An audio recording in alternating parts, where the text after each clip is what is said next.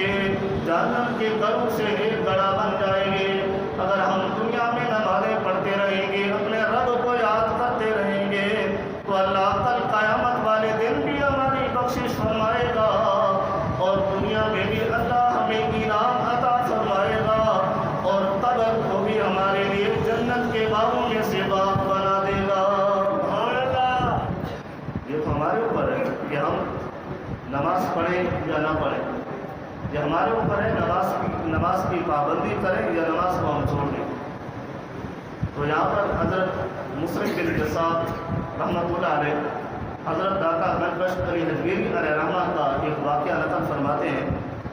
انہوں نے ایک واقعہ لکھا، ابو الحسن محمد بن اسماعیل ایک اللہ کے بڑے بزرگ گزرے ہیں جن کا زمانہ حضرت جنید بغدادی رحمۃ اللہ علیہ کا ایک ہی تھا۔ تو ہمارے اسلاف کو دیکھیں، ان کی زندگیاں دیکھیں، وہ نمازوں کی کس قدر پابندی کیا کرتے تھے۔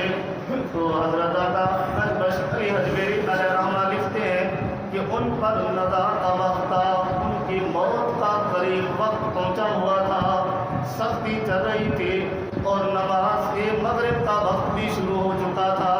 جب تھوڑا سا افاقہ ہوا، تھوڑی سی ندا کم ہوئی، تو وہ شخص حضرت ابو الحسن محمد بن اسماعیل رحمۃ اللہ علیہ اس فرشتے سے گفتگو کرنے لگے جو اس کی روح قبض کرنے آیا تھا، اور فرماتے ہیں اے فرشتے، تجھے میرے رب نے حکم دیا میری روح قبض کرنے کا، تو میرے رب کے حکم کا تابع دار، اور مجھے بھی میرے رب نے نماز پڑھنے کا حکم دیا، میں بھی اپنے رب کا تابع دار ہوں، مجھے اتنی مہلت دے دے کہ میں نماز مغرب ادا کر لوں، جب میں نماز مغرب ادا کر لوں تو میری روح کو تو قبض کر لینا۔ سبحان اللہ۔ یہ ہے ہمارے اسلاف، یہ ہے ہمارے بزرگ جن کے نقش قدم پر ہم چلتے ہیں، اور جن کے ذریعے سے یوں سمجھو کہ آپ مسلمان ہوئے۔ تو یہاں پر پاکستان ہو یا ہندوستان ہو یا سر زمین ہو، یہ اولیاء اللہ والوں کے فیضان سے ہم مسلمان ہوئے، تو اللہ کے نیک بندوں کے ذریعے سے ہم مسلمان ہوئے۔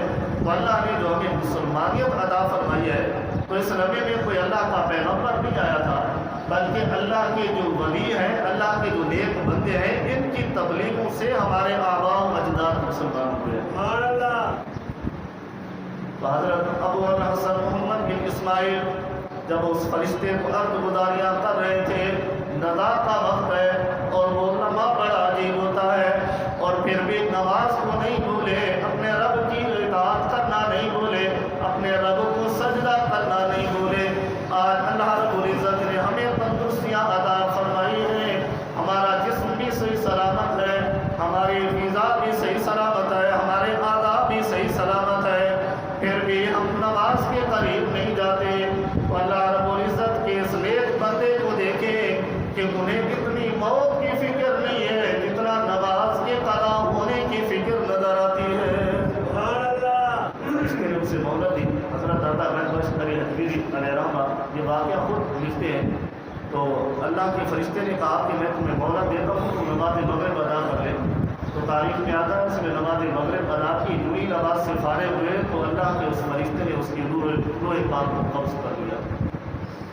پھر کسی نے خواب میں اس کی زیارت کی، پوچھا اللہ رب العزت نے تیرے ساتھ کیا معاملہ فرمایا؟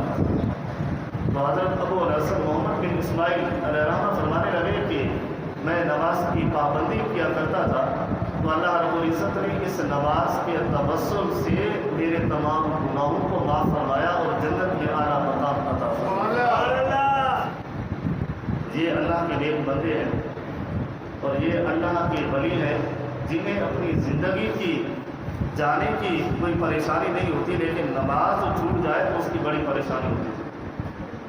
اور حضرت مطرب بن عبداللہ رحمۃ اللہ علیہ ان کا ایک واقعہ ملتا ہے کہ ایک مرتبہ کسی سفر میں جا رہے تھے، تو جا کر قبرستان میں پہنچے، تھکاوٹ تھی، سفر بہت زیادہ کیا ہوا تھا، فرمانے لگے ہلکی سی 2 رکعت میں نے نماز نفل پڑھ لی،